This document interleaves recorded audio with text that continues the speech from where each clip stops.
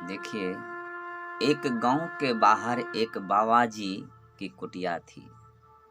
बाबा जी अपनी भद्रता और मिलनसारिता के कारण गांव वासियों में अत्यंत लोकप्रिय थे। तो उस गांव में एक दूसरे गांव से एक भिलनी रोज दूध बेचने के लिए आती थी। श्रोता, सबसे पहले वह बाबा जी को दूध देती, फिर गांव के अन्य लोगों के पास जाती। एक दिन देरी से आई तो बाबा जी ने कारण पूछा।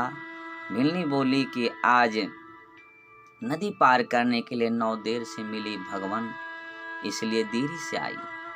बाबा जी बोले, बेटी, लोग तो भगवान के नाम से भवसागर को पार कर जाते हैं, तो तू एक नदी नहीं कर सकती?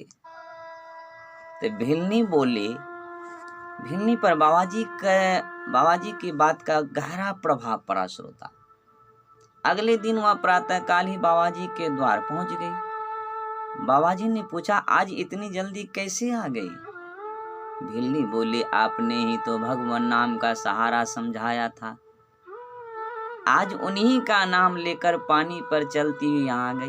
भगवान, अब नाव का सहारा लेने की जरूरत जीवन भर नहीं पड़ेगी। तो बाबा जी ने भगवान नाम का उपदेश दिया तो था, परंतु उन्हें स्वयं उसकी इतने बड़े प्रभाव का भान न था। उन्हें लगा कि भिलनी उनसे यह बात हास्य में कह रही है, सो वे प्रमाण लेने भिलनी को लेकर नदी किनारे पहुंचे। यह देखकर उनकी आंखें आश्चर्य से खुली रह गई। जब भिलनी सिर्फ भगवान का नाम लेते हुए सहजता से नदी पर चलते हुए दूसरी ओर को जाने लगी, तो बाबा जी भिलनी को प्रणाम करते हुए बोले, बेटी, आज से तू ही मेरी गुरु है। मैंने तो जीवन भर भगवान का नाम लेने का उपदेश भर दिया है, पर तूने तो भगवान को अपना करके दिखा दिया। इसलिए निष्पाप हृदय वाले सच्चे मन से भगवान को पुकारते हैं तो वे भी उनके सहारे के लिए उपस्थित हो जाते हैं।